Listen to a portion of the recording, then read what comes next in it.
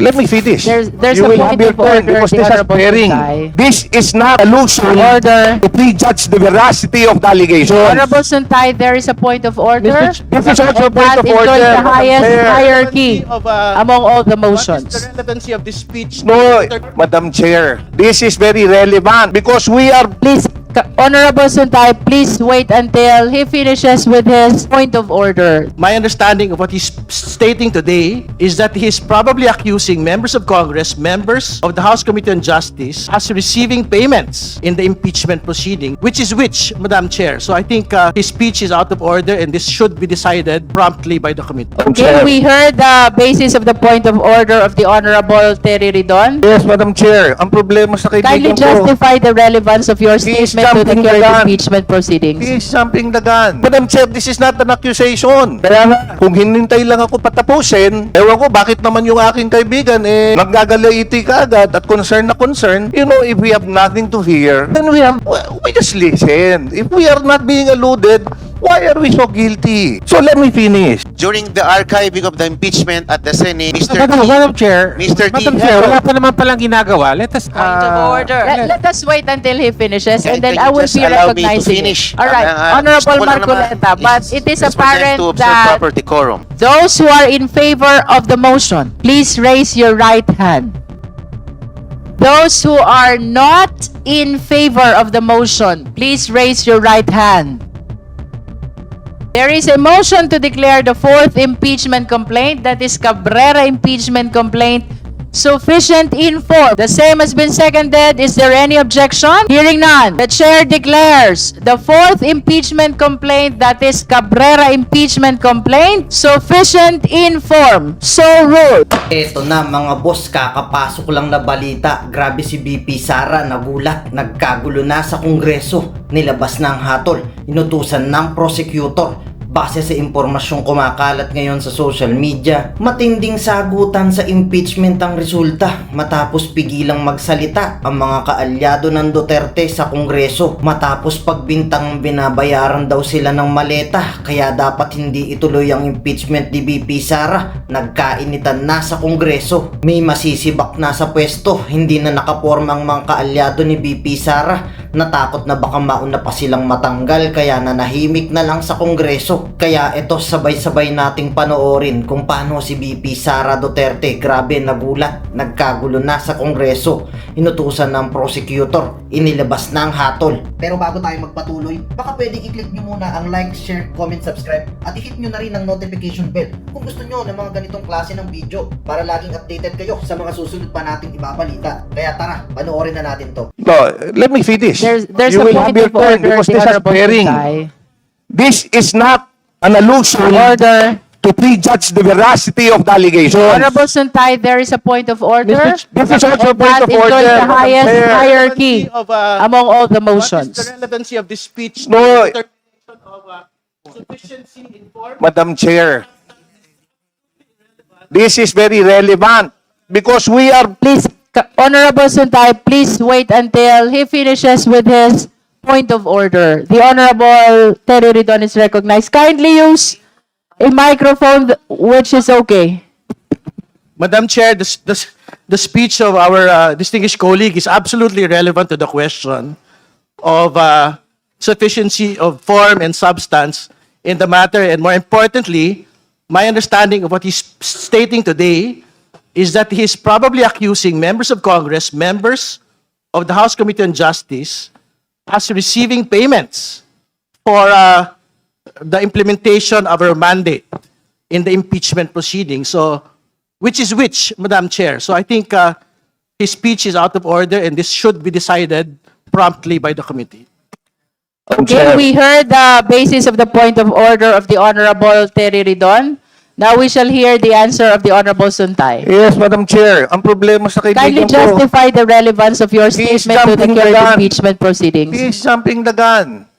This is actually relevant not only in the determination of form and substance. This is relevant in the impartiality, in determining the impartiality of this hearing, which is very important. Madam Chair, this is not an accusation. Kaya nga, kung hinintay lang ako patapusin, ewan ko bakit naman yung aking kaibigan naggagalaiti ka agad at concern na concern, you know, if we have nothing to hear, then we just listen. If we are not being alluded, why are we so guilty? So let me finish. The issue here is not to prejudge the veracity of the allegation. However, given the gravity of the claims and the potential impact on the credibility of the committee's proceeding, ang gusto ko maging malinaw lang po, hindi ko hinuhusgahan yung aking mga kasamahan o ipagpalagay na totoo ang mga aligasyon. Hindi rin po ito personal na laban sa sino man sa inyo. Sa katunayan, ang layunin ko ay kabaligtaran upang protektahan ang bawat isa sa inyo. Mabigyan, kasi may listahan na nilalabas eh. Ang gusto ko po sa ganitong pagkakataon, Madam Chair, naniniwala ako na mas mabuti na tayo mismo ang magharap at maglinaw ng issue. Kaya kaysa maging bulong-bulungan pa ito. Bigyan natin ng pagkakataon bawat membro ng committee. Pagkakataon mismo na mag-assess ng kanilang sitwasyon or if they can be an impartial member of this committee. Yun lang. Kung sa tingin nila they can be an impartial, then let's proceed. However, if they think that baka pagdudahan sila at pagdudahan yung lalabas dito na resulta, then let's allow them if they want to recuse. Honorable Suntay, with all due respect, unless all your manifestations have complete relevance to the current impeachment proceedings, you're enjoined by the chair to proceeding to your manifestation. That's why, Madam Chair, So ordered.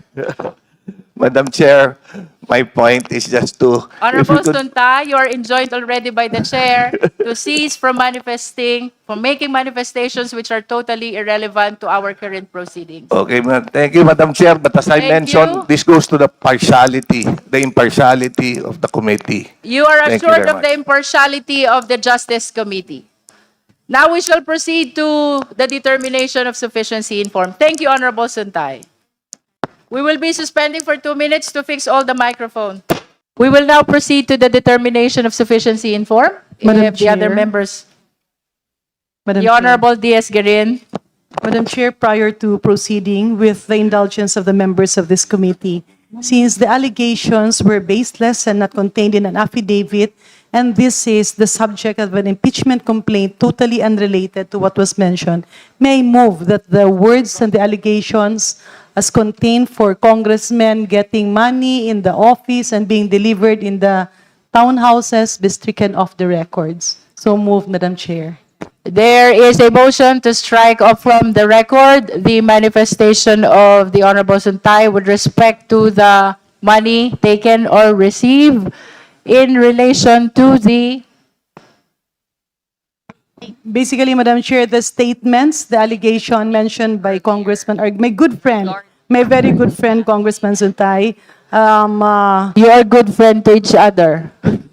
Very, Madam Chair. Very much, Madam Chair.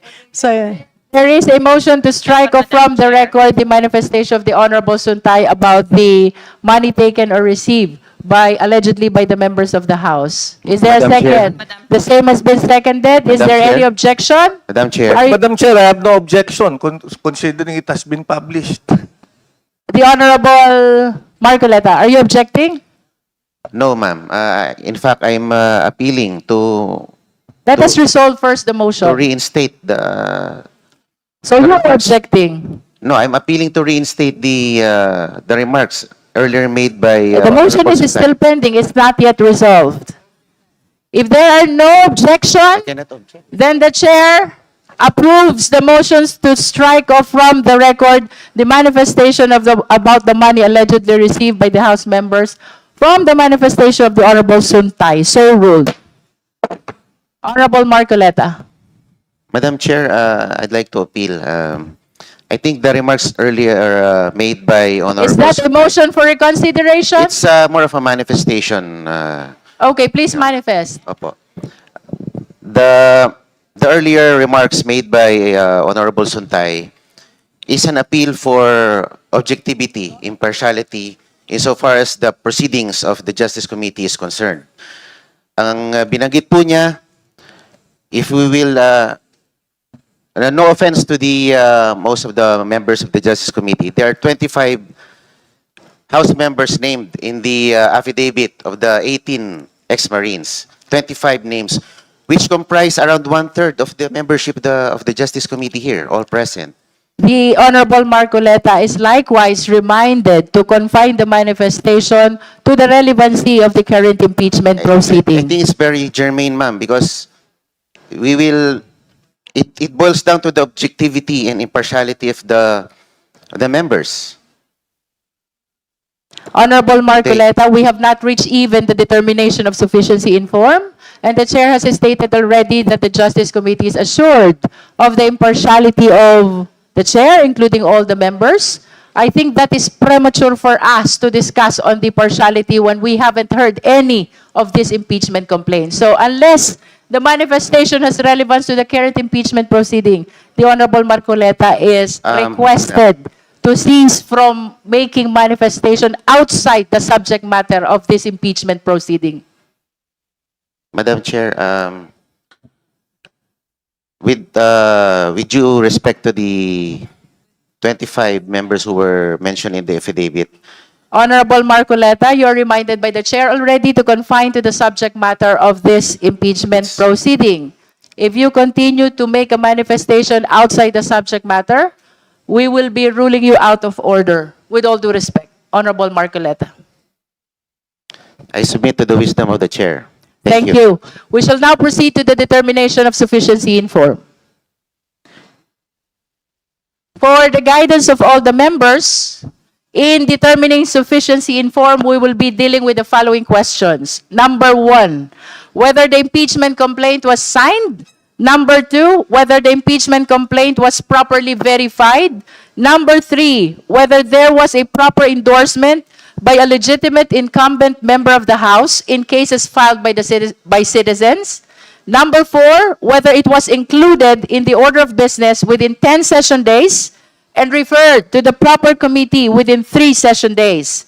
Number 5, whether the impeachment complaint is compliant with procedural formatting and jurisdictional requirements. And last, whether the impeachment complaint complies with the one-year bar rule.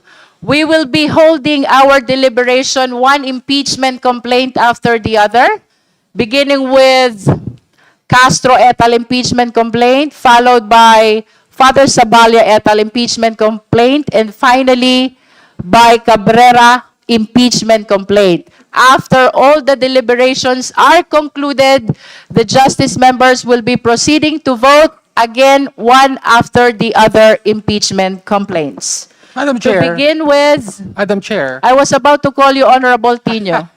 What is the pleasure of the Honorable Tino? no, a parliamentary inquiry based on the pronouncement of the chair as to the scope of determination of sufficiency in form.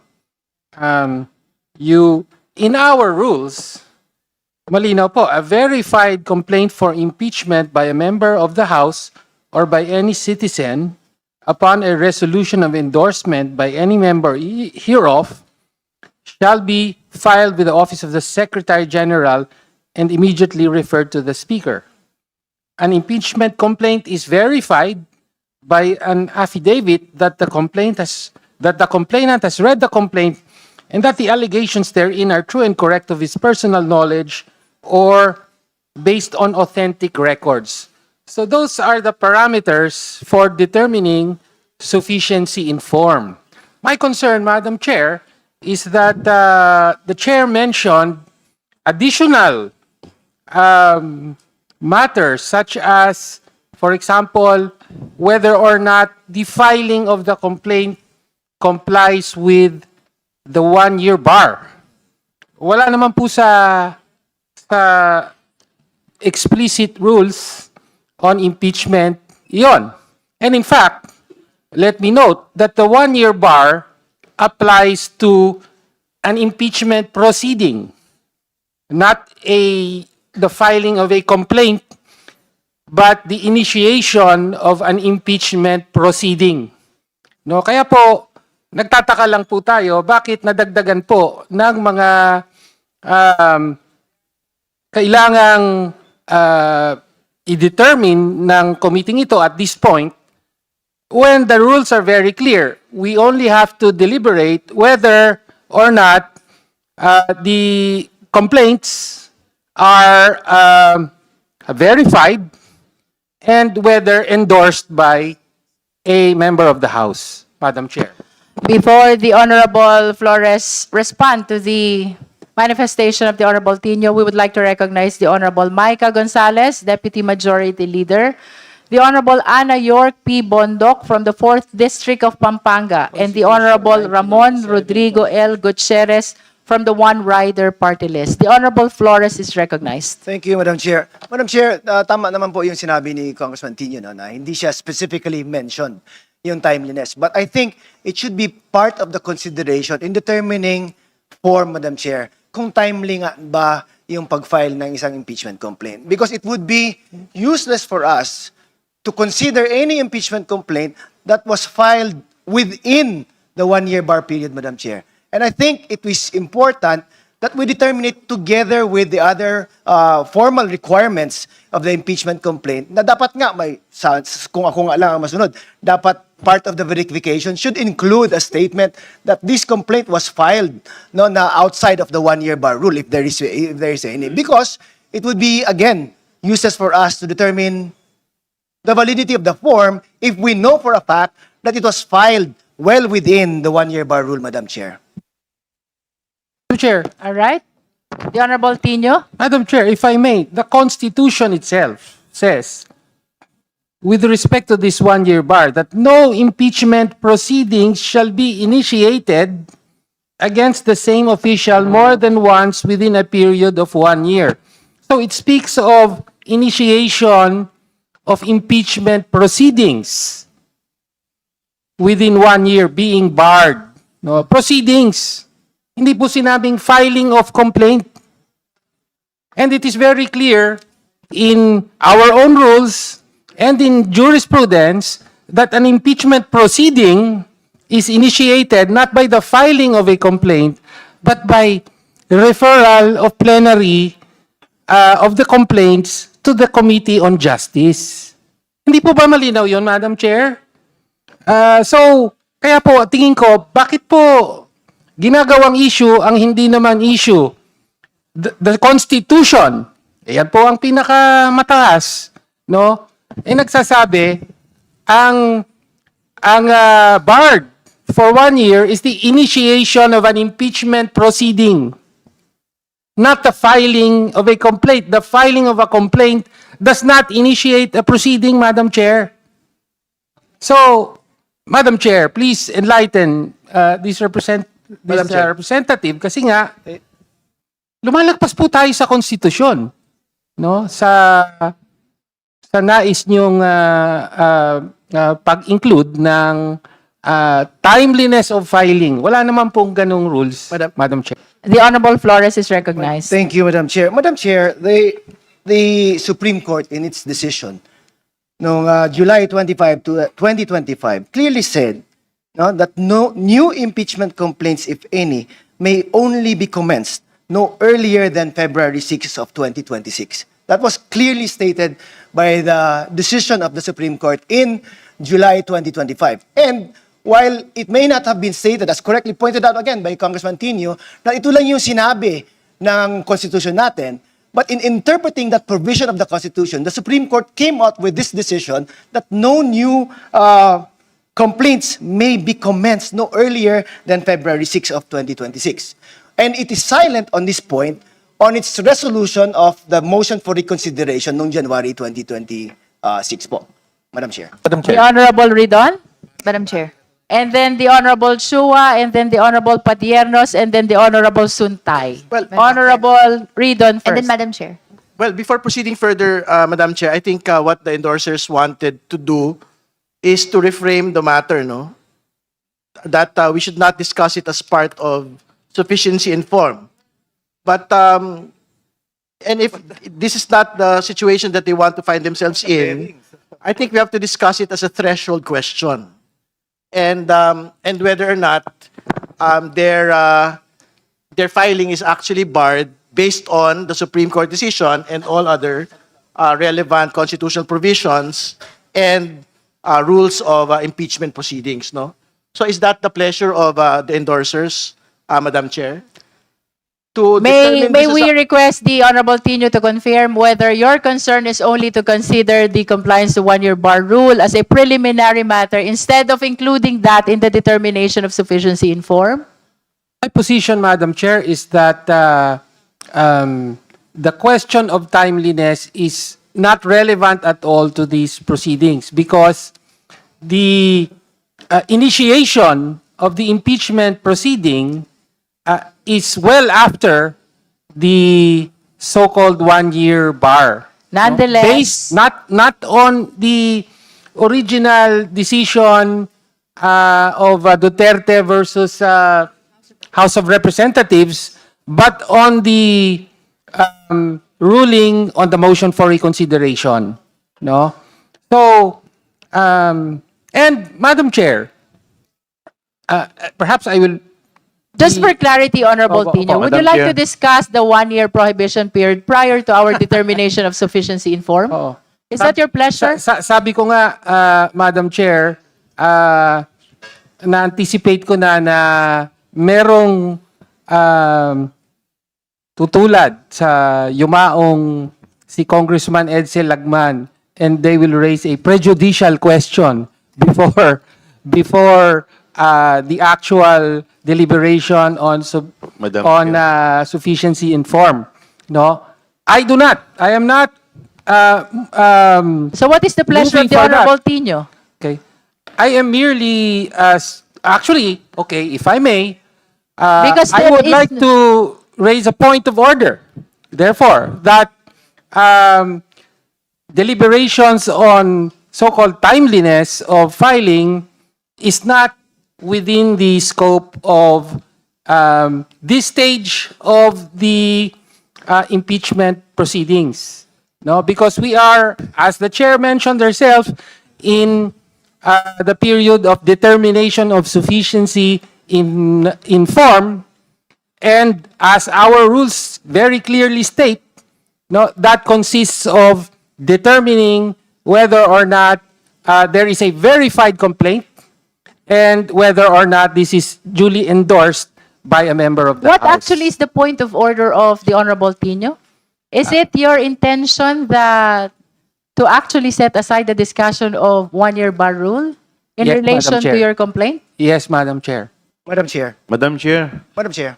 The Honorable Chua first and then the Honorable Flores. Yeah, if I remember it correctly, the Honorable Tino manifested a while ago that he wanted to be clarified with respect to the word initiated.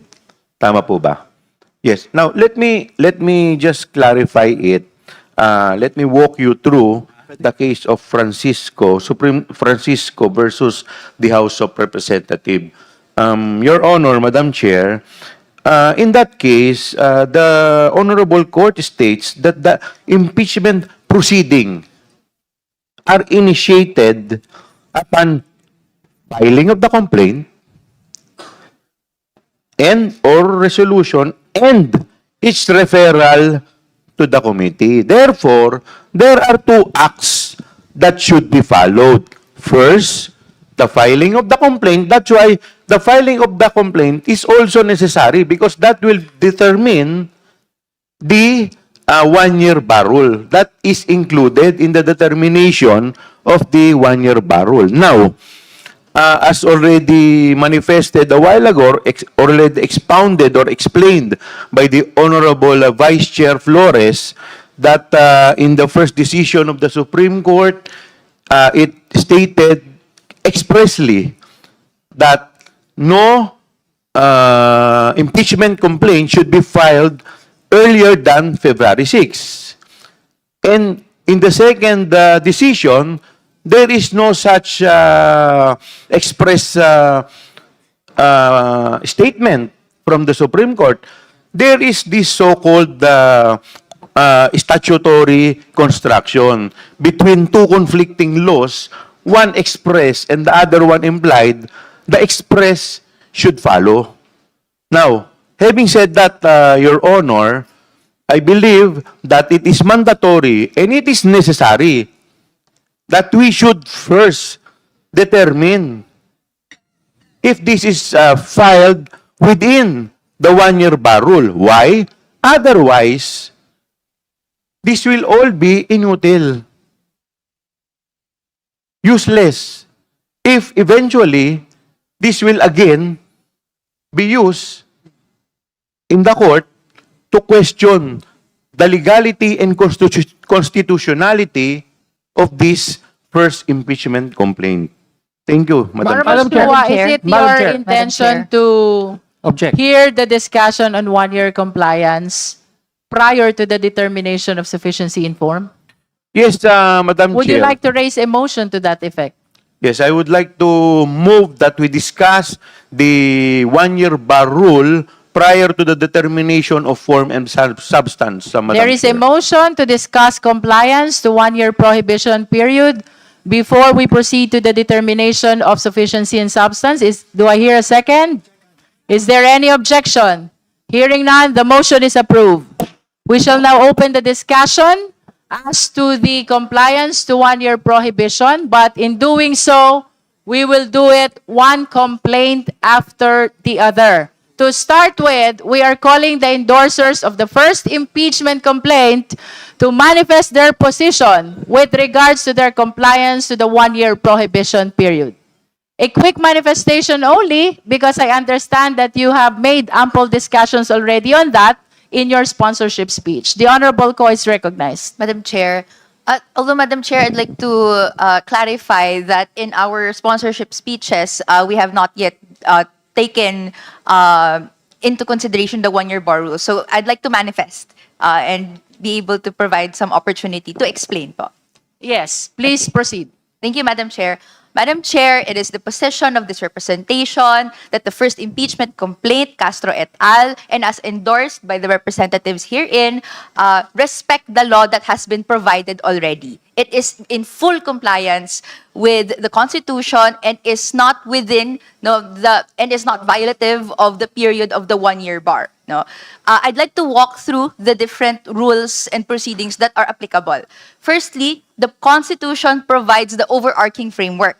Article 11, Section 3, subsection 2 provides that a verified impeachment, complaint for impeachment, may be filed by a citizen upon a resolution or endorsement, and it shall be included in the order of business within 10 session days and referred to the proper committee within 3 session days thereafter. Gusto ko lang din i-point out that Article 6, Section 16, subsection 3, generally provides then the framework that each house may determine the rules of its proceedings, including the House of Representatives. That's why po may House rules tayo, may specific rules tayo on impeachment proceedings na sinusunod po natin ngayon. To supplement, Francisco versus House of Representatives provide. It says that the initiation takes place by the act of filing and referral or endorsement of the impeachment complaint to the House Committee on Justice, etc. So, also in response to the argument by the Honorable Representative Joel Chua earlier, which says that there are two acts, filing and referral, that's true. Pero kung titignan din naman natin sa praktikalidad, titignan natin yung date, ano ba yung material date dito, it is the referral. Dito po, here and in other instances, tinitignan kung kailan po nagkaroon ng pagsisimula ng one-year bar period.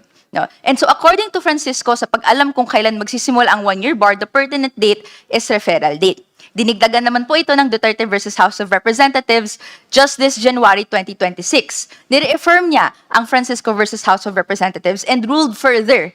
Meron pong 2 other instances kung saan may, for the purposes of initiation of the one-year bar, kinonsider. Yung una, yung discuss na sa Francisco, yung referral to the Committee on Justice. And I am quoting here, the 4th point of Duterte versus House of Representatives of 2026. This is in pages 4 and 40. Number 1, referral to the Committee on Justice. Number 2, it is properly verified and endorsed by a member, and it is not put in the order of business or referred to the proper committee within the constitutional periods. Number 3, properly verified and endorsed siya or properly referred to the committee but has not been acted upon by the House upon its adjournment sine die. So, kung may filing na pero hindi nasunod ang constitutional dates na dapat nasa order of business na within 10 session days o page 30 provides that the respondent house had until January 14, 2025 to include the complaints in the order of business and until January 21 to refer to the proper committee. I'm talking about po yung naging 19th Congress impeachment proceedings. Kung nalagay po ito sa order of business noong January 13 or 14, yun po yung limit, hindi po sana matitrigger yung B kasi magiging proper yung referral. Pero hindi ito nangyari. Nangyari lang po ito noong February 5, 2025. Kaya starting January 15, 2025, batay sa desisyon ng Korte Suprema sa Duterte versus House of Representatives, naging non-compliant with the constitutional periods ang impeachment proceedings, thus triggering the one-year bar rule. Dahil po dito, Madam Chair, na-observe natin tong one-year bar period. And then, February 2, 2026, final ang Castro et al. Complaint. 1 year and 18 days after January 14, 2025. Now, ang 10th session day matapos ang filing ng impeachment, first impeachment noong December 2, 2024. So therefore, hindi po ito barred. Nirefer naman ang mga impeachment complaints na ito on February 23, 1 year and 27 days after January 14, well beyond at lagpas-lagpas na sa period of the 1-year bar. It also bears mentioning na pasok ito sa constitutional periods. The first filing was on February 2, and 8 session days after, on February 23, pinasok ito sa order of business at nirefer sa House Committee on Justice. No, and also, responding to the earlier argument that they may specific citing of a date in the Duterte versus House of Representatives 2025 decision, and then na silent po ito sa 2026 decision. If we look at kung ano yung nakalagay po doon sa pag-rationalize ng court, ano na yung bagong impeachment, ano na yung bagong rules sa bar na i-observe or sa period ng 1-year bar, ito po ay overturned. So I'd like to emphasize we are in the ambit of essentially letter A of Duterte versus House of Representatives now. And yung filing po ng 19th Congress falls under letter B. And ang pertinent date po doon is yung start na hindi po nasunod yung constitutional period of the order of business sa pagpasok ng order of business, which is on January 14. And therefore, since na-file po ito on February 2 and na-refer to the Committee on Justice, napasok dun sa order of business, itong impeachment proceedings on February 23. Now, this is all beyond the 1-year bar period. And I'd like to make a last manifestation, Madam Chair. Baka isipin ng napakarami ng mga teknikalidad lang tong mga to.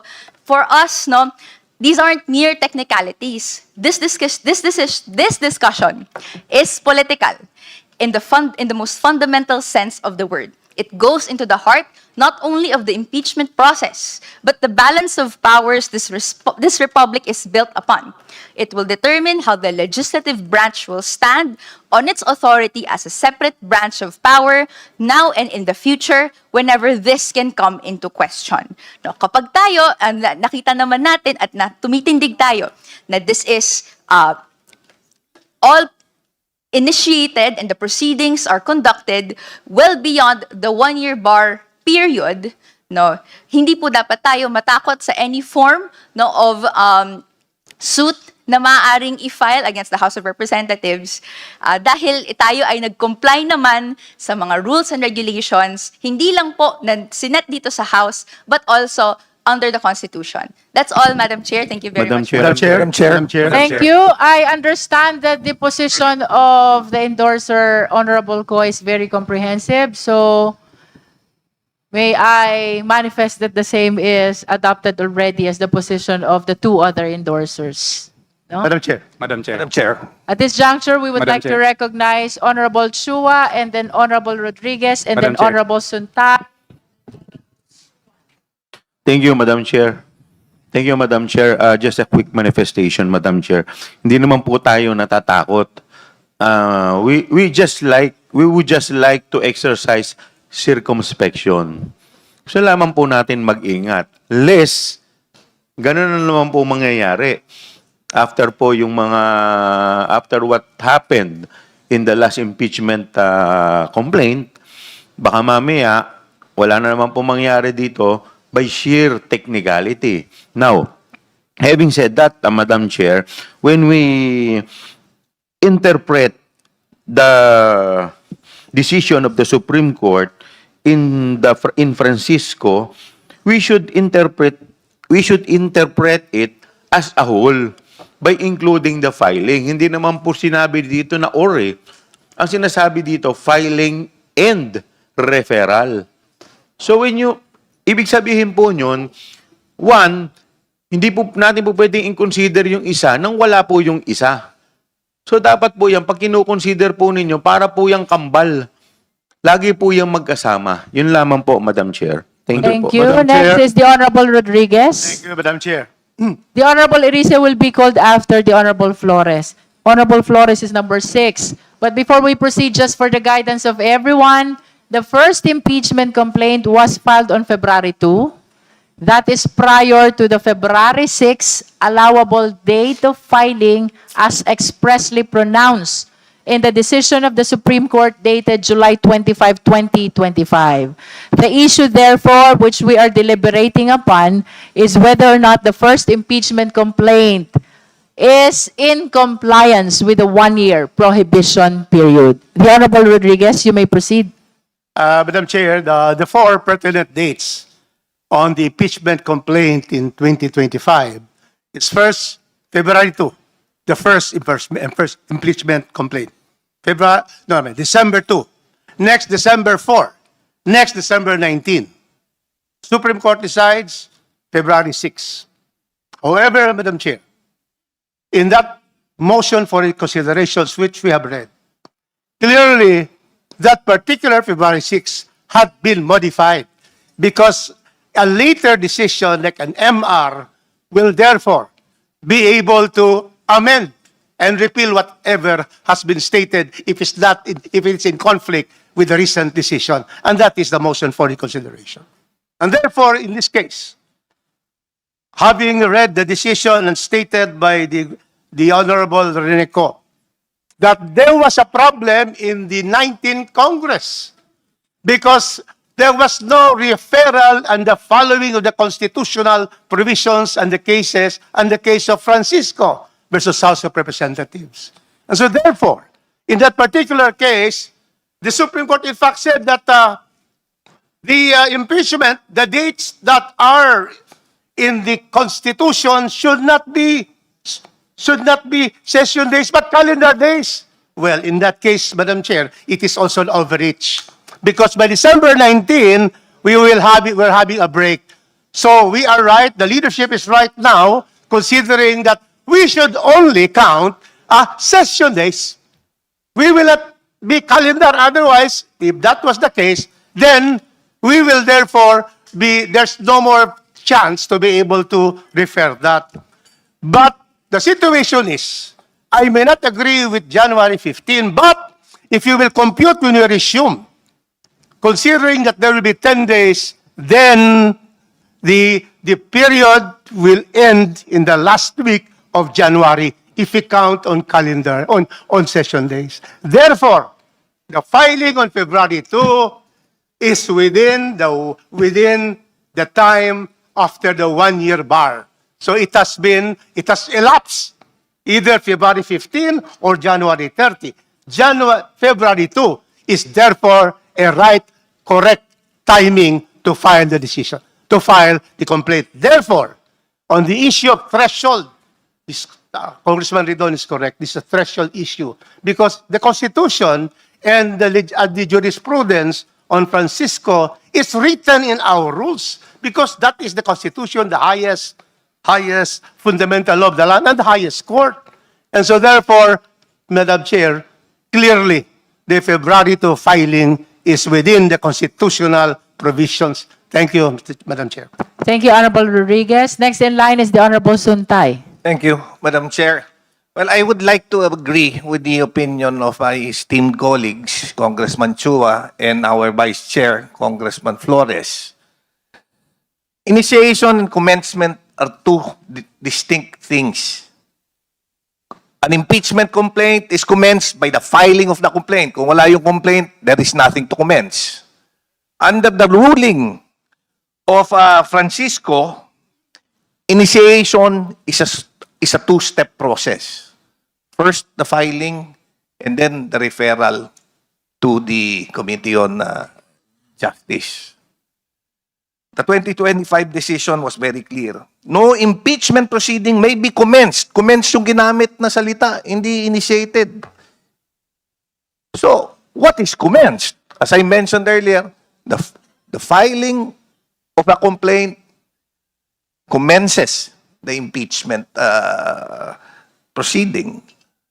So, very clear then that no impeachment proceeding may be commenced prior to Feb 6.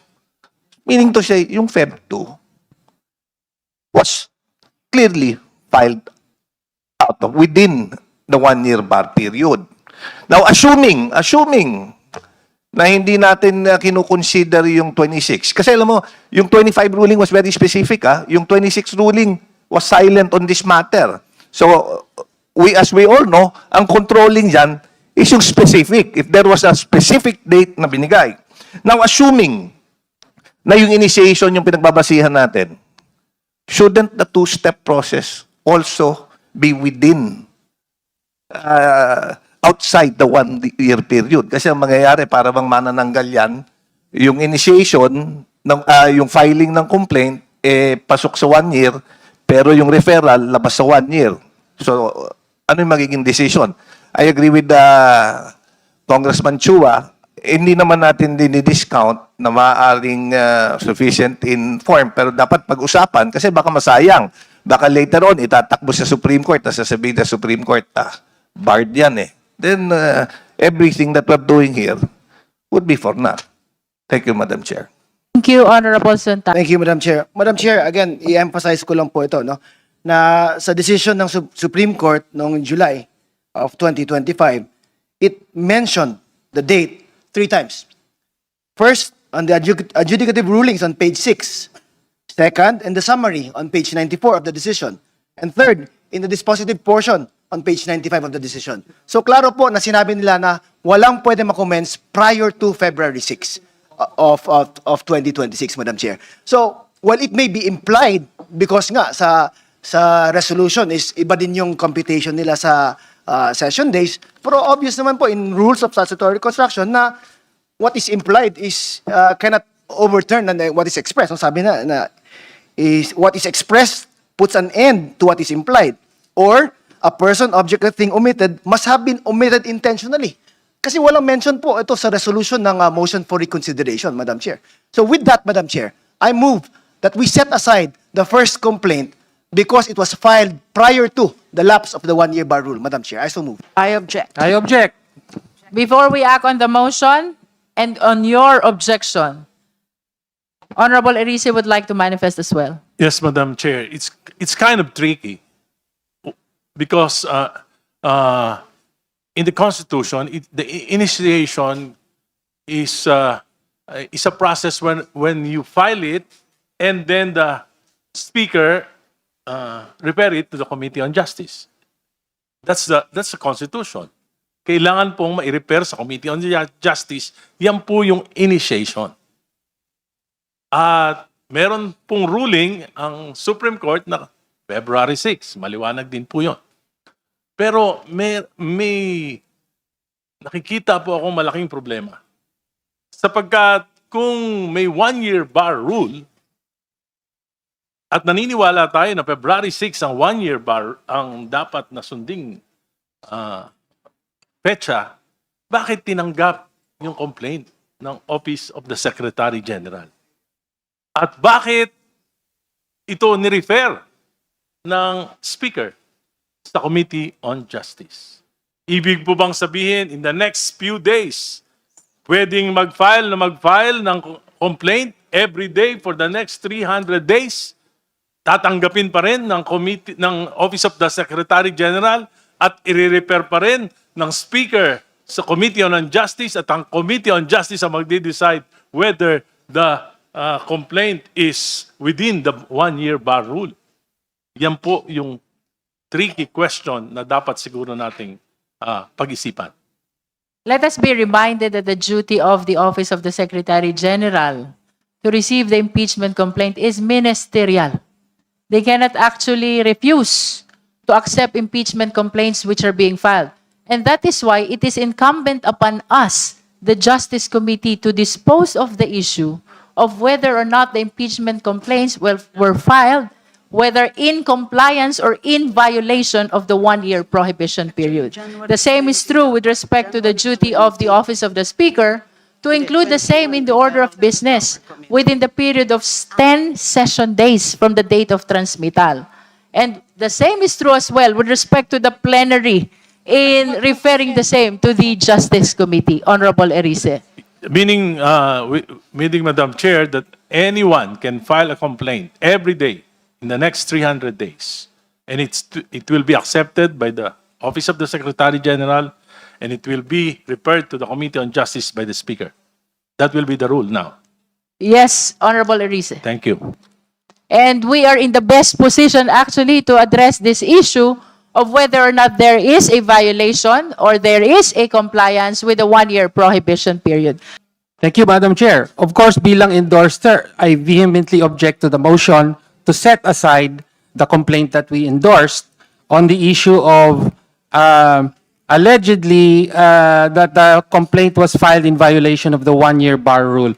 Madam Chair, sa motion ni kagalang-galang na Keith Flores, ay binanggit po niya, tama, no, sinight niya at nakatungtong ang kanyang objection sa naunang ruling ng Supreme Court in Duterte versus House of Representatives. At sabi niya, 3 beses nga daw binanggit sa decision na yon yung February 6, 2026 deadline, no, for the one-year bar, no. Let me cite just the third and last instance. Let me quote the third and last instance where the decision mentioned that date. Sabi rito, new impeachment complaints against the respondent, if any, may only be commenced no earlier than February 6, 2026. Let me emphasize the word used by the Supreme Court. May only be commenced, no? So ang punto po natin dito ay gumagamit ng bagong lengguwahe ang Supreme Court. No, the one-year bar rule, as we established earlier in the Constitution, speaks about initiation of impeachment proceedings. Yun po ang pinagbabawal. Ngayon naman, may bagong formulasyon ng Korte Suprema, sinasabi niya, new impeachment, new complaint may only be commenced. No, so bagong, in effect, this is a new rule, no, na with respect to when an impeachment complaint may be filed in a timely manner. Meron na pong konsepto ng commencement. Sa rules po ng House, no, wala pong anumang pagbanggit sa issue ng commencement, no? Kaya po tingin natin hindi po nag-a-apply ang ruling na ito sa proceedings ng House on impeachment. Ang gusto ko lang pong ipanawagan sa komite at sa buong House, no, ay malinaw na separate and co-equal branch of government ang Kongreso at in particular sa House of Representatives nakakargo ang impeachment bilang pinakamataas na proseso ng pagpapanagot sa mga pinakamataas na opisyal, no? Kanina sinabi po ni Representative Chua, abay, mag-ingat na lang tayo, baka mamaya kapag inalaw natin ang first complaint ay dali na naman ito sa Korte Suprema at baka mabasura pa, no? Ang hamon ko po at panawagan sa committee at sa buong House ay wag po tayong matakot sa sarili nating anino. Panghawakan po natin ang sariling rules ng House on impeachment. Tayo po ang ang institusyong ito, no, ang House of Representatives, ang gumagawa ng sariling rules on impeachment at ang tanging may kakayahang magpatupad ng rules na ito. No? Sa rules natin, walang usapin ng commencement, kahit pa sabihin yan ng Supreme Court. No?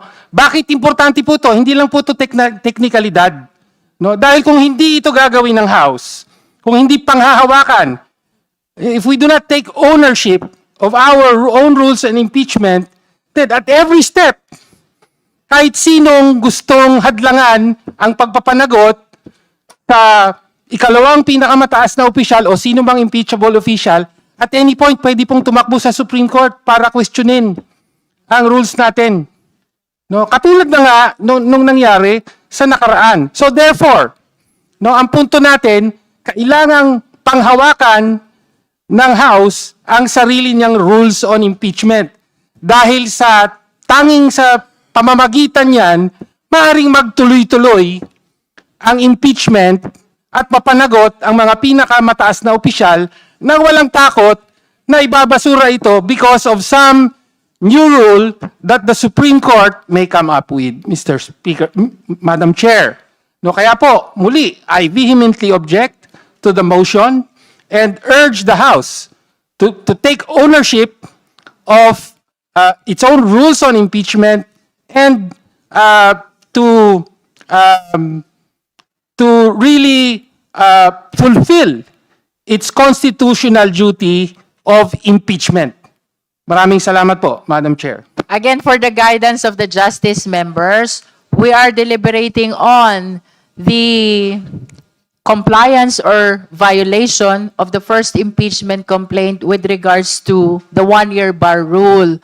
We wish to reiterate that the first impeachment complaint was filed on February 2, 2026, and we are in between two decisions of the Supreme Court, the July 25, 2025 decision, which expressly provides for February 6 as to when there can be the filing of the second impeachment complaint, vis-a-vis the resolution of the Supreme Court on our motion for reconsideration that is dated January 28, 2026, which by implication provides that the 10-year period lapsed last January 14 of 2026.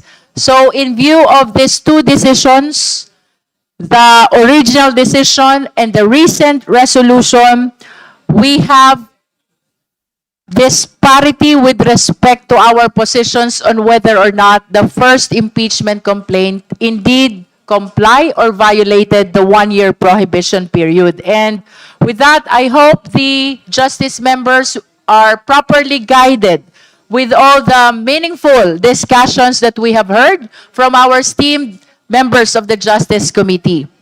Soon we will be voting, but before we proceed to that, will the third endorser wish to say something about the compliance to one-year prohibition? Yes, Madam Chair. Yes, you may proceed, Honorable Ilago. Yes, ang representasyon na ito ay isa rin sa mariin na tumututol sa motion na iset aside ang verified impeachment complaint na ating na-endorso. Matagal nang naghintay ang mga complainants. Marami ho dito ay kabilang din sa mga nag-file ng impeachment complaint batay sa betrayal of public trust noon pang nakaraang taon. Sila ho ay matagal na naghintay at matagal din na nagtitiis doon sa mga opisyal na pilit na tumatakas sa pananagutan. Dahil ho sa kanilang paninindigan, sila rin ay masusi na nag-aral noong naunang desisyon ng Korte Suprema hanggang doon sa motion for reconsideration, hanggang doon sa pinakahuling desisyon na nag-move nitong one-year bar rule. No kaya ho, isang malaking inhustisya ang hindi paninindigan ng House of Representatives sa sarili niyang mga rules, sa sarili nitong mga proseso pagdating sa paghahandle ng ganitong tipo ng napakahalagang mga proseso para sa transparency, para sa accountability at pagtitiyak na ang bawat piso ng pondo ng ating bayan ay nagagastos talaga para sa kapakinabangan, para sa pangangailangan ng tao. Kaya, Madam Chair, isa rin ho tayo sa mga nakikiusap, nananawagan, na huwag tayong mangamba, bagkos tayo ay manindigan at panghawakan natin ang ating sariling House rules pagdating sa pag-handle ng mga impeachment proceedings at makita natin at marinig masama ang lahat ng mga complaints sa didinggin ng komite na ito. Maraming salamat. Madam We've Chair, heard already the 3 endorsers of the first impeachment complaint. just a quick manifestation. Honorable Chua, I hope you will be the last because we will be proceeding to vote. Honorable Nasal, would you like to say something also? Yes, Madam Chair. Okay, so Honorable Chua and then Honorable Nasal and then Honorable Digamo and then we will vote already. Thank you, Madam Chair. Madam Chair, hindi po tayo natatakot dito sa committee ito. Because the reason why we are trying to be careful with the interpretation of the Supreme Court decisions is because this is an issue of jurisdiction. Jurisdictional issue po to, which is very important. So, yun lang po. But of course, I hope the endorsers understand na we are not against them.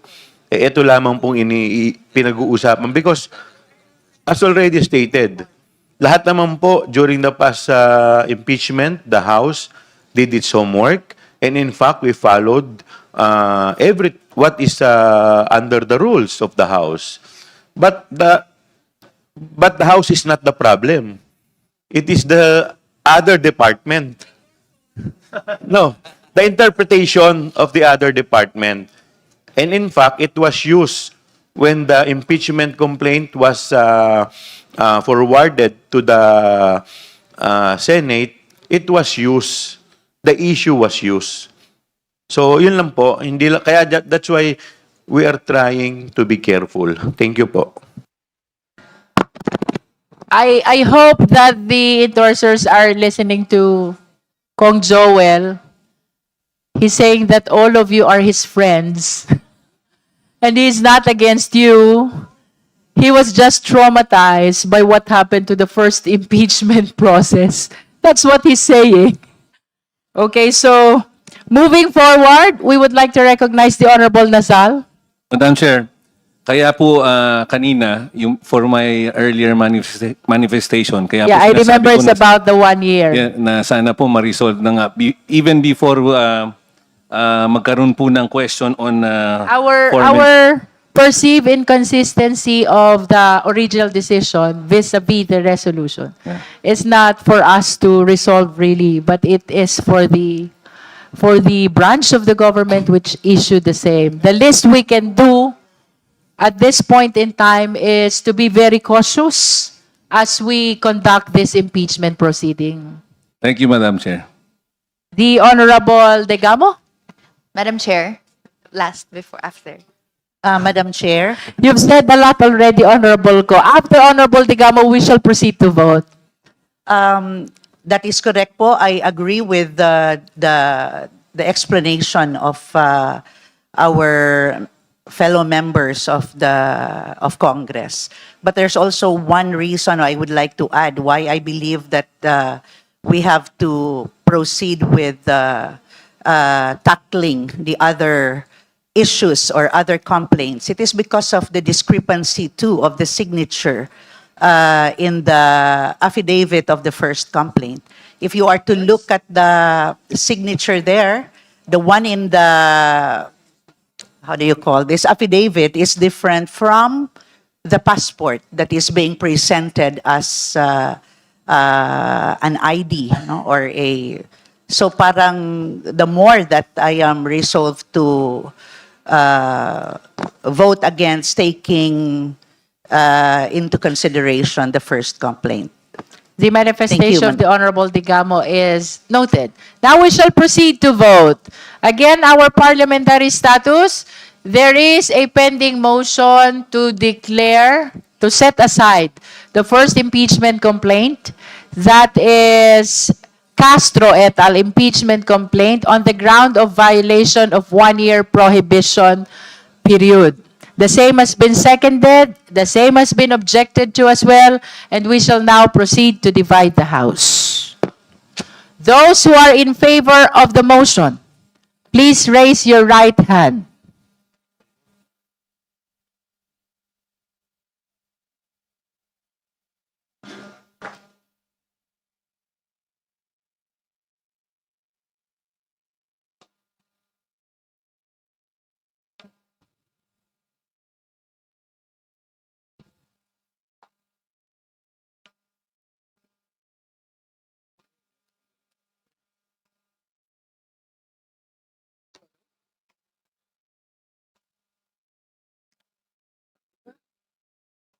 You may now put down your hands.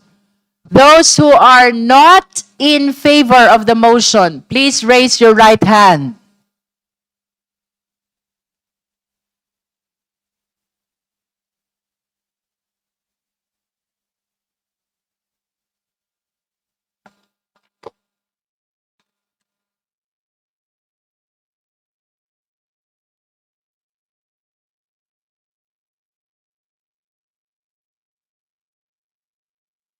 You may put down your hands.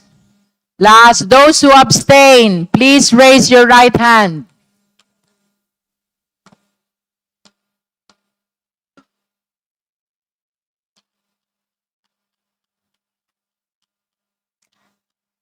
Secretariat, the result of the voting, please.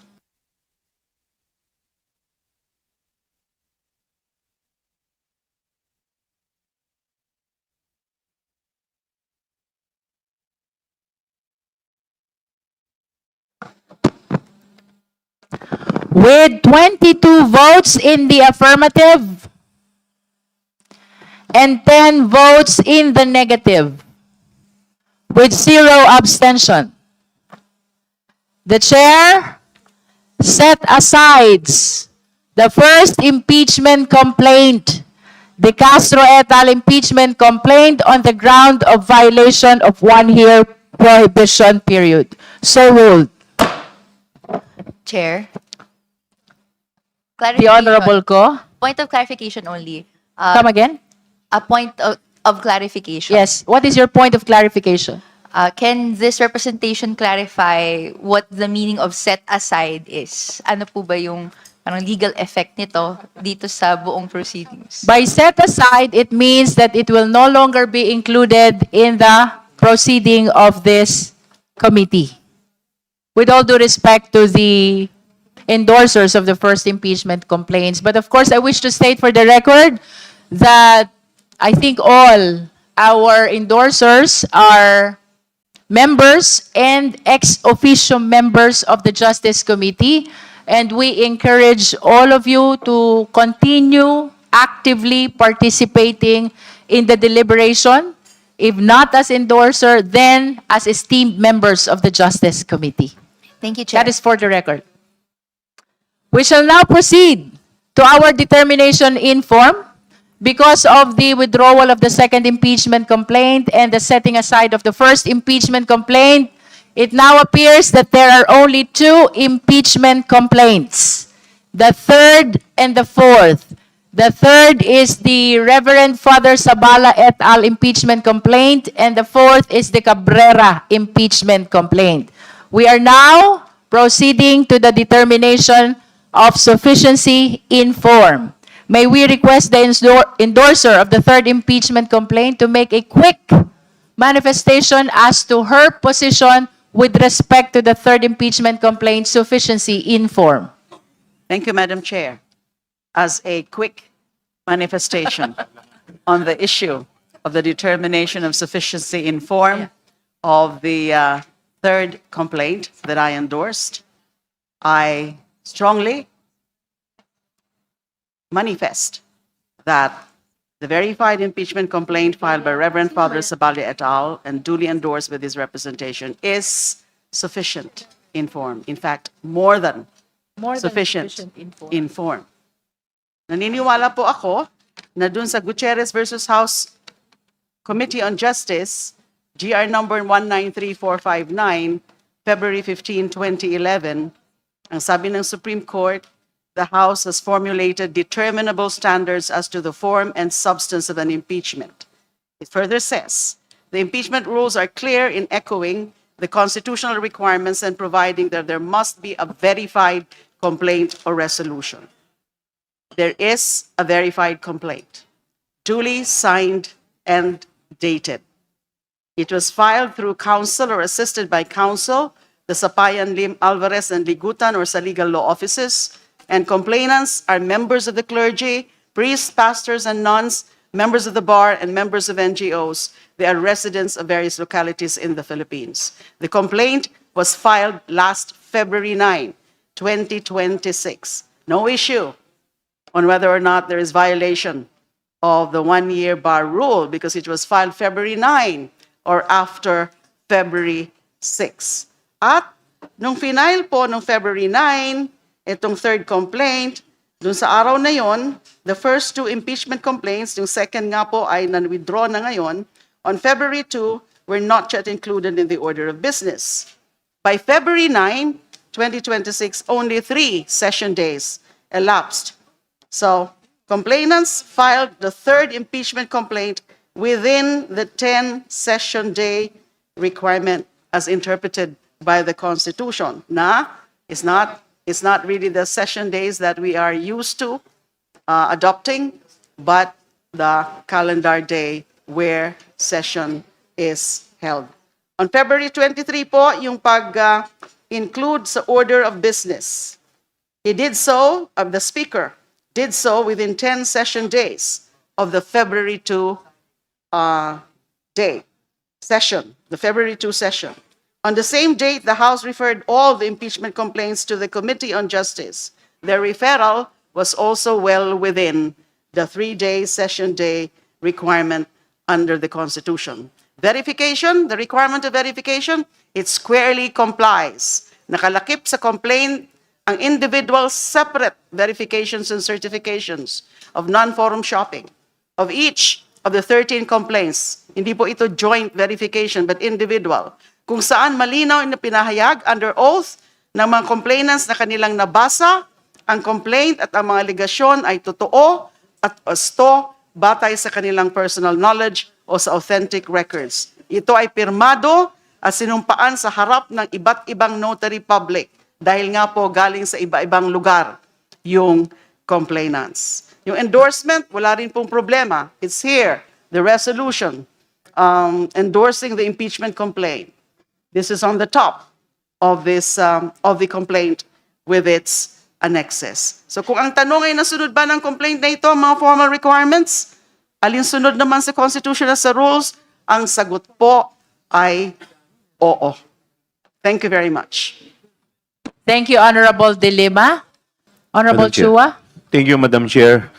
Madam Chair, I would like to share the observation of the endorser, the Honorable Laila De Lima, that the third impeachment complaint has faithfully complied with the Supreme Court's ruling and the pronouncement on impeachment. I totally agree that it is within the period as provided, and in fact, it was filed on February 9. It was included in the order of business on February 23, and on the same day, it was also referred to the Committee on Justice within the time frame as provided by the Constitution, by the rules, and by the Supreme Court's decision. Thus, it is my view that the third impeachment complaint complies with the jurisdictional requirement when it comes to the issue on one-year bar rule. And hence, it is timely filed. Just wish to state for the record that the third impeachment complaint was filed on February 9, 2026, and then was included in the order of business and referred to this committee on February 23, 2026. That is for the record. Whether it was the earlier period, which is January 14. January 14 or 21, because 21 is a referral to the committee, or the February 6, which is the one stated in the main decision, this does not violate, the third complaint did not at all or does not violate the one-year bar rule, since yung pinakauna na mga na-file was February 2.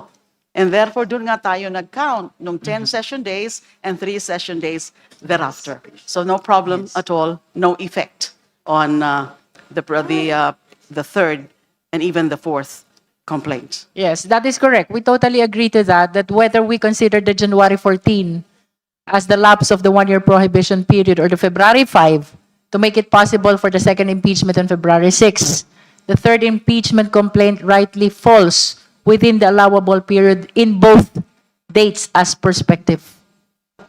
If there are no other members who wish to comment on the sufficiency in form of the third impeachment complaint, we shall proceed to hear the position of the endorser of the fourth impeachment complaint. No more members? Madam Chair, We recognize the Honorable Deputy Speaker Paulo Ortega to manifest his position with respect to the sufficiency in form of the fourth impeachment complaint, that is Cabrera impeachment complaint. thank you, Madam Chair. Maikli lamang po, would like to manifest that in terms of form and requirements, the fourth impeachment complaint has complied in terms of form, and we have endorsed it on the date February 18, 2026. Thank you, Madam Chair. Thank you. Now we are opening the floor for comments and manifestations of the Justice members with respect to the sufficiency in form of the fourth impeachment complaint. The Honorable Zamora is recognized. Thank you, Madam Chair. As regards the fourth complaint, the complainant, a certain attorney Nathaniel G. Cabrera, signed the same and also executed a verification which states as follows: the allegations in the complaint are true and correct based on my personal knowledge or based on authentic records. The verification was signed and notarized on February 18 in Quezon City and was notarized by a certain attorney Jason San Buenaventura. The resolution of endorsement by Representatives Benvenido M. Abante Jr. and Representative Francisco Paulo V. Ortega V was signed on February 18, 2026. Both of them subscribed and swore before the Secretary General on even date. So, Madam Chair, we believe that the fourth impeachment complaint is compliant with the requirements of sufficiency of form. Thank you, Madam Chair. Any other member who wish to comment on the sufficiency in form of the fourth impeachment complaint? No more? Can we proceed to vote now? As agreed upon at the onset, after we conclude on the deliberation on all the impeachment complaints, which at this point we only have two, the third and the fourth impeachment complaint, we shall proceed to vote. The chair is now ready to hear the motion with respect to the sufficiency or insufficiency in form of the third impeachment complaint. Madam Chair. The Honorable Zamora. Madam Chair, I move to declare the third impeachment complaint as sufficient in form. There is a motion to declare the third impeachment complaint sufficient in form. Do I hear a second? Is there any objection? Hearing none. The chair declares the third impeachment complaint, that is Father Zabalia et al. Impeachment complaint, sufficient in form. So ruled. The chair is now ready to hear the motion on the fourth impeachment complaint. The Honorable Padiernos. Madam Chair, I move to declare the fourth impeachment complaint as sufficient in form.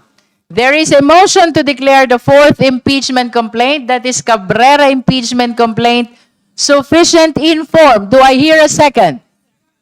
The same has been seconded. Is there any objection? Hearing none. The chair declares the fourth impeachment complaint, that is Cabrera impeachment complaint, sufficient in form. So ruled.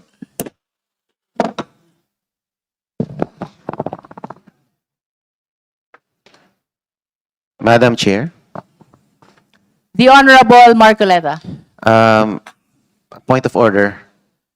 This is not directed to the members of the committee. Madam Chair, our good friend is not a member of the committee. Yeah, but I can Perhaps It's a you point can of just order. manifest Or just instead of raising a manifestation. point of order. manifestation. All Not right, directed. you may proceed, Honorable Marcoleta. This is not directed to the members of the Justice Committee, but I observed the presence of Mr. Kiko D from the audience. Though he was allowed to be an audience in the proceedings, despite his withdrawal of the second impeachment complaint, I suggest that he observe proper decorum Because if you will remember, May we know the action of the Honorable D or Mr. D which is not consistent with decorum? I'm just speaking from experience when the Which means he hasn't committed any yet. not yet, but as a forewarn, as a premonition or a warning, he during the archiving of the impeachment at the Senate, Mr. T, Madam Chair, Mr. T, Madam Chair, wala pa naman palang ginagawa. Let us not... Point of order. Let us wait until he finishes and then Can I you will just be allow me to recognizing it. finish? During the archiving of the impeachment, Mr. D booed and made a gesture of thumbs down at the VIP gallery of the Senate. All right. All right. Honorable Gusto ko lang naman Marcoleta, but it is just pretend apparent to observe that proper decorum. the Honorable D hasn't committed anything yet which is not consistent to decorum. Would you like to say something, Honorable De Lima? Yes, Madam Chair, it is completely improper for our colleague here to raise that matter. And he has not cited any act of misconduct or misbehavior on the part of Mr. Kiko D. And alluding Would you to like that, to make a alluding- motion to that effect? Yes, my motion is to strike out the manifestation. Second, Madam Chair. There is a motion to strike out from the record the manifestation of the Honorable Marcoleta. The same has been seconded. Is there any objection? Hearing none, the motion is granted. The manifestation of the Honorable Marcoleta is hereby ordered stricken out of the record. If there are no other matters which the members wishes to discuss, the chair is ready to hear your most favorite motion. Move to adjourn, Madam Chair. There's a motion to adjourn. The same has been seconded. No objection. Our meeting is suspended. Ngayon, kayo bilang Pilipino, ano ang masasabi nyo at reaksyon sa balitang ito? Mag-iwan kayo ng komento sa ibaba at atin niyang babasahin isa-isa.